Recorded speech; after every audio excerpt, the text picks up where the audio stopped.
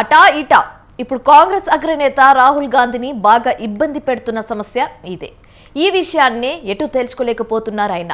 ఇదే అంశాన్ని బహిరంగ సభగా సాక్షిగా బహిరంగంగా వెల్లడించారు. ఇంతకీ రాహుల్ని అంతగా ఇబ్బంది పెడుతున్న ఆ సమస్య ఏంటి? అటైతే వచ్చే లాభాలేంటి, ఇటైతే వచ్చే ఇబ్బందులేంటి? ఇంతకీ రాహుల్ గాంధీ ఈ ఇష్యూలో ఏం చేయబోతున్నారు? కాంగ్రెస్ శ్రేణులను సైతం వేధిస్తున్న ప్రశ్న ఇదే.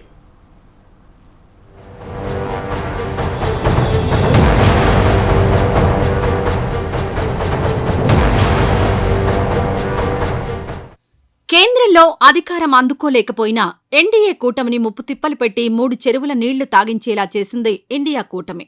అందులోనూ కాంగ్రెస్ పార్టీ. అవును, 2019 ఎన్నికలతో పోలిస్తే మెరుగైన ఫలితాలను లోక్సభ ఎన్నికల్లో సాధించింది. 99 సీట్లను తన ఖాతాలో వేసుకుంది. అయితే ఇండియా కూటమి మ్యాజిక్ ఫిగర్ అందుకోలేకపోయినా సొంతంగానే 370 సీట్లు, కూటమిగా 400 సీట్లు సాధిస్తామన్న ప్రధాని నరేంద్ర మోడీ ఇప్పుడు సంకీర్ణ ప్రభుత్వాన్ని నడిపే పరిస్థితికొచ్చారంటే అందుకు కారణం నిస్సందేహంగా రాహులేనని చెప్పాలి.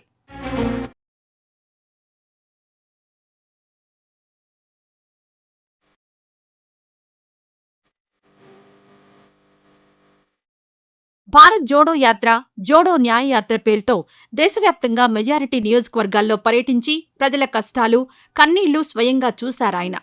తమ ప్రభుత్వం అధికారంలోకొస్తే ప్రజలకు అవసరమైన సంక్షేమ పథకాలు అమలు చేయడమే కాకుండా కులగణన సహా పలు అంశాలను చేపడతామని హామీ ఇచ్చారు. ఇక రాహుల్ యాత్రలతో హస్తం శ్రేణులు సైతం కదం తొక్కాయి, మరింత హుషారుగా పనిచేశాయి. దీంతో లోక్సభ ఎన్నికల్లో కాంగ్రెస్ పార్టీ, ఇండియా కూటమి మంచి ఫలితాలే సాధించింది. అయితే స్వయంగా కేరళలోని వైనాడ్, ఉత్తరప్రదేశ్లోని రాయ్ బరేలీ నుంచి బరిలో దిగిన రాహుల్ను ప్రజలు 2 చోట్ల ఆదరించారు. దీంతో తిరుగులేని విజయం సాధించారు. अब भैया मैं आपको बता रहा हूं, अब हमारे पास पार्लियामेंट हाउस में सेना बैठी हुई है, सेना बैठी हुई है। इस बार हमारी पूरी कोशिश होगी, ऑपोजिशन में बैठे हैं मगर अग्निवीर को ऑपोजिशन में रद्द करने की कोशिश करेंगे। ये आपने जो वोट दिया है और रायबरेली के हर एक व्यक्ति ने जो दिया है, ये राजनीतिक डिसीजन नहीं था, ये मोहब्बत का डिसीजन था और इस बात को मैं जिंदगी भर नहीं भूलने वाला हूं। मैं रायबरेली का सांसद हूं, मगर जो मैंने आपसे कहा था, जो भी रायबरेली में होगा वो अमेठी में भी होगा। तो आप सबको मैं दिल से धन्यवाद करना चाहता हूं। आपने हिंदुस्तान की राजनीति बदल दी और आपने पूरे देश को मैसेज दिया कि हम नफरत के खिलाफ हैं, मोहब्बत की दुकान खोलेंगे और देश की राजनीति बदलेंगे। సరిగ్గా ఇదే అంశం ఇప్పుడు రాహుల్ గాంధీని తీవ్రంగా ఆలోచించేలా చేస్తోంది. నిబంధనల ప్రకారం 2 స్థానాల నుంచి గెలిచిన అభ్యర్థులు ఏదో ఒక నియోజకవర్గాన్ని వదులుకోవాల్సి ఉంటుంది. ఆ లెక్కన చూస్తే రాహుల్ గాంధీ వైనాడ్ను వదులుకుంటారా, లేదంటే రాయ్ బరేలీ ఎంపీగా తప్పుకుంటారా అన్నదానిపై దేశవ్యాప్తంగా చర్చ జరుగుతోంది. అటు రాహుల్ సైతం ఇదే అంశంపై విస్తృతంగా ఆలోచిస్తున్నట్లు స్వయంగా ఆయనే వెల్లడించారు. అంతేనా, అసలు తాను ఎటువైపు మొగ్గు చూపాలో అన్నదానిపై తేల్చుకోలేకపోతున్నట్లు స్వయంగా వెల్లడించారు. అయితే తాను ఏ నిర్ణయం తీసుకున్నా 2 నియోజకవర్గాల ప్రజలు సంతోషంగా ఉండాలని కోరుకుంటున్నట్లు వెల్లడించారు రాహుల్ గాంధీ.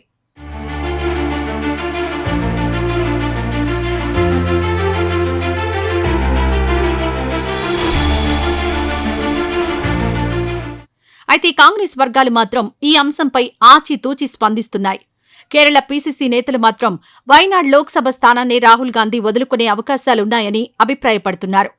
ఎందుకంటే దశాబ్దాల తరబడి గాంధీల కుటుంబానికి చెందినవారు అమేథీ, రాయ్ బరేలీల నుంచి పోటీ చేస్తున్నారు. వారికవి సొంత నియోజకవర్గాలు. రాయ్ బరేలీ నుంచి ఇందిరాగాంధీ, సోనియా గాంధీ పలుమార్లు పోటీ చేసి తిరుగులేని విజయాలు సాధించారు. అలాంటి చోటు నుంచి రాహుల్ గాంధీ 2024 ఎన్నికల్లో విజయం సాధించడంతో సహజంగానే ఆయన ఈ స్థానం నుంచే ప్రాతినిధ్యం వహిస్తారని, వైనాడ్ను వదులుకుంటారన్న చర్చ జరుగుతోంది.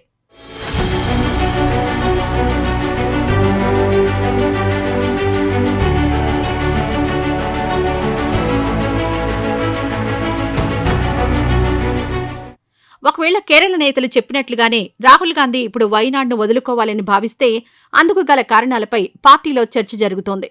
అయితే రాహుల్ అలా చేయడానికి ప్రధాన కారణం రాయ్ బరేలీ స్థానంలో గెలవడం ఒక్కటే కాదు, పార్టీ పటిష్టతపై మరింతగా ఫోకస్ చేయాలన్న భావనే అని చెప్పాలి.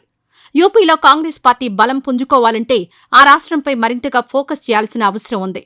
తాజా ఎన్నికల్లో ఇండియా కూటమిలో భాగస్వామ్య పార్టీ అయిన ఎస్పీ ఇక్కడి నుంచి మంచి ఫలితాలు సాధించడంతో ఈ 5 ఏళ్లలో రాహుల్ ఇక్కడి ఎంపీగా ఉండి పార్టీ పటిష్టతపై మరింతగా ఫోకస్ పెడితే రానున్న అసెంబ్లీ ఎన్నికలతో పాటు 2029 లోక్సభ ఎన్నికల నాటికి యూపీలో మెజారిటీ సీట్లు సాధించవచ్చని ఆలోచిస్తున్నారు. ఇటీవల జరిగిన కాంగ్రెస్ వర్కింగ్ కమిటీ సమావేశంలోనూ ఇదే అంశంపై ప్రధానంగా చర్చించారు.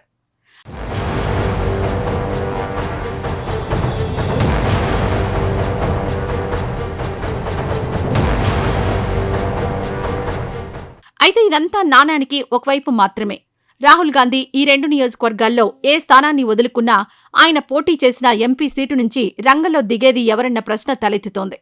అయితే పార్టీ వర్గాల నుంచి అందుతున్న సమాచారం ప్రకారం రాహుల్ ఖాళీ చేసిన ఎంపీ స్థానం నుంచి ప్రియాంక గాంధీ బరిలో దిగవచ్చన్న మాట వినిపిస్తోంది.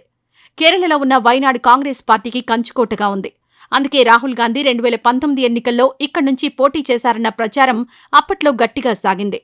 ఇలాంటి చోటు నుంచి ప్రియాంక గాంధీ పోటీకి దిగి గెలవడం ద్వారా కేరళలోనూ కాంగ్రెస్ పార్టీకి మరిన్ని సీట్లు వచ్చే అవకాశాలుంటాయని అంచనా వేస్తున్నారు. అదే సమయంలో ప్రియాంక ఎంపీగా ఇక్కడి నుంచి ఎన్నికైతే ఆ ప్రభావం పొరుగునే ఉన్న తమిళనాడులోని కొన్ని జిల్లాల్లోనూ ప్రయోజనం కలిగిస్తుందని అంచనా వేస్తున్నారు.